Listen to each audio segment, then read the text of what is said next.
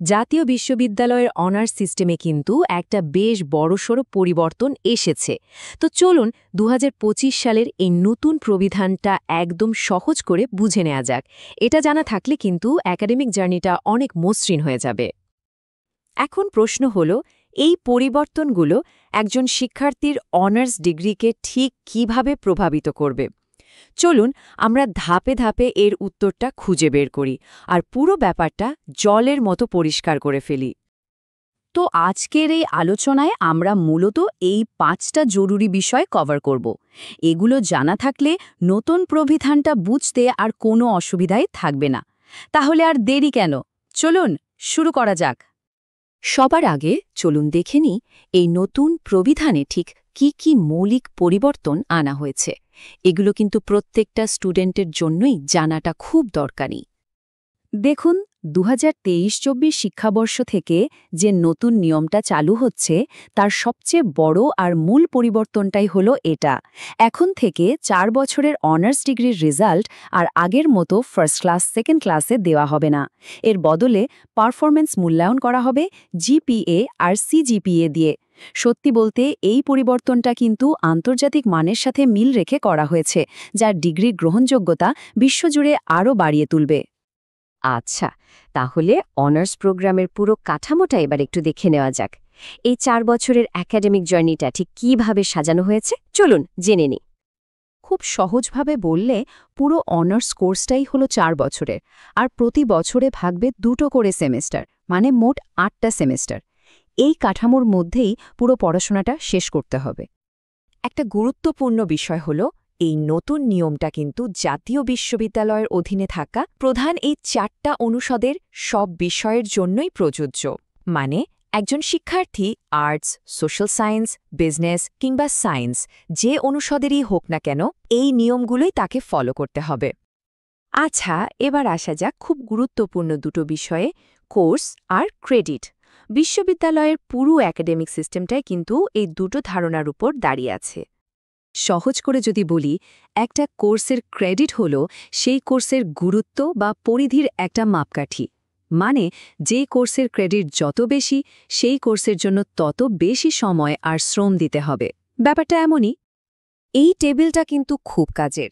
এখানে একদম পরিষ্কার করে দেখানো হয়েছে যে কোন ধরনের কোর্সের জন্য কত ঘন্টা সময় বরাদ্দ।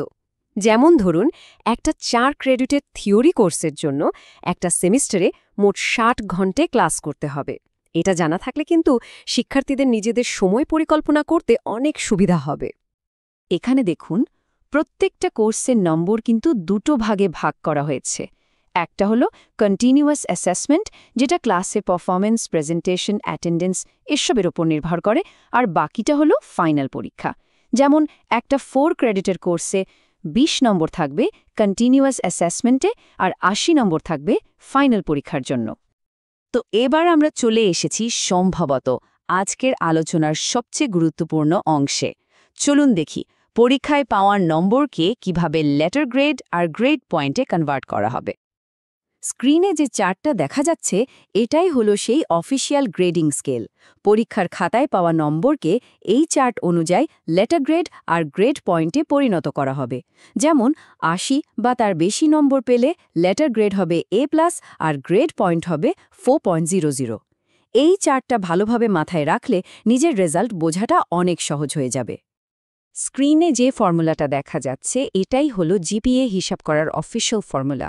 সহজ কথায় একটা নির্দিষ্ট বছরে অর্জিত মোট পয়েন্টকে সেই বছরের মোট ক্রেডিট দিয়ে ভাগ করলেই জিপিএ বেরিয়ে আসে। ব্যাপারটা হয়তো দেখতে একটু জটিল লাগছে, কিন্তু বিশ্বাস করুন আসলে খুবই সহজ। চলুন একটা উদাহরণ দিয়ে ব্যাপারটা আরও সহজ করে ফেলি। ধরুন একজন শিক্ষার্থী একটা বছরে ৪ ক্রেডিটের মোট ৪টা কোর্স নিয়েছে, আর সেই কোর্সগুলোতে সে পেয়েছে যথাক্রমে A+, A-, B আর C+। এখন জিপিএ বের করতে হলে প্রথমে কি করতে হবে? প্রথমে প্রত্যেকটা কোর্সের ক্রেডিটকে তার পাওয়া গ্রেড পয়েন্ট দিয়ে গুণ করতে হবে। এরপর সব কোর্সের এই গুণফলগুলো যোগ করলেই পাওয়া যাবে টোটাল পয়েন্ট সিকিউর বা টিপিএস। সবশেষে এই মোট পয়েন্টকে মোট ক্রেডিট, অর্থাৎ এই ক্ষেত্রে ১৬ দিয়ে ভাগ করলেই ওই বছরের জিপিএ পাওয়া যাবে। আমাদের এই উদাহরণে জিপিএ হবে 3.25। শুধু ভালো গ্রেড পেলেই কিন্তু হবে না। পরের বর্ষে উঠতে এবং ফাইনালি ডিগ্রিটা পেতে হলে আরও কিছু শর্ত পূরণ করতে হবে। চলুন সেই নিয়মগুলো এবার একটু জেনে নেওয়া যাক। পরের বর্ষে প্রমোশন পাওয়ার জন্য এই ন্যূনতম যোগ্যতাগুলো অবশ্যই পূরণ করতে হবে। তবে সবচেয়ে জরুরি যে নিয়মটা মাথায় রাখতে হবে সেটা হলো কোনো একটা বছরে যদি 2টো বা তার বেশি কোর্সে এফ গ্রেড মানে ফেল আসে তাহলে কিন্তু নট প্রমোটেড বলে ধরা হবে। এটা খুবই গুরুত্বপূর্ণ একটা নিয়ম। এই টেবিলটা দেখলেই পুরো বিষয়টা পরিষ্কার হয়ে যাবে। কখন একজন শিক্ষার্থী প্রমোটেড হবে আর কখন হবে না তার একটা সহজ তুলনা এখানে দেওয়া আছে। আসল পার্থক্যটা হলো ন্যূনতম গ্রেড পাওয়া আর এফ গ্রেডের সংখ্যার উপর। আর সবশেষে অনার্স ডিগ্রিটা হাতে পাওয়ার জন্য ফাইনাল শর্তগুলো হলো এইগুলো। 4 বছরের সব কোর্স সফলভাবে পাস করতে হবে, আর সব মিলিয়ে ফাইনাল সিজিপিএ রাখতে হবে কমপক্ষে 2.0।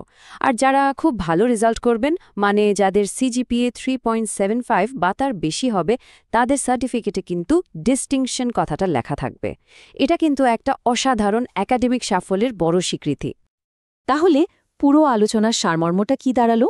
মূল কথা হলো নিজের কোর্সের ক্রেডিট সম্পর্কে পরিষ্কার ধারণা রাখা, প্রত্যেকটা কোর্সে ভালো গ্রেড তোলার জন্য চেষ্টা করা আর নিয়মিত নিজের জিপিএর ওপর নজর রাখা। এই 3টা বিষয় মাথায় রাখলেই কিন্তু সাফল্যের পথে অনেকটাই এগিয়ে থাকা সম্ভব। এখন যেহেতু নতুন নিয়মগুলো আমাদের সবার জানা হয়ে গেল, তাহলে সফলতার জন্য নিজের পথটা কিভাবে পরিকল্পনা করা যায় সেটা ভাবার পালা। মনে রাখতে হবে, সঠিক পরিকল্পনাই কিন্তু সফলতার আসল চাবিকাঠি।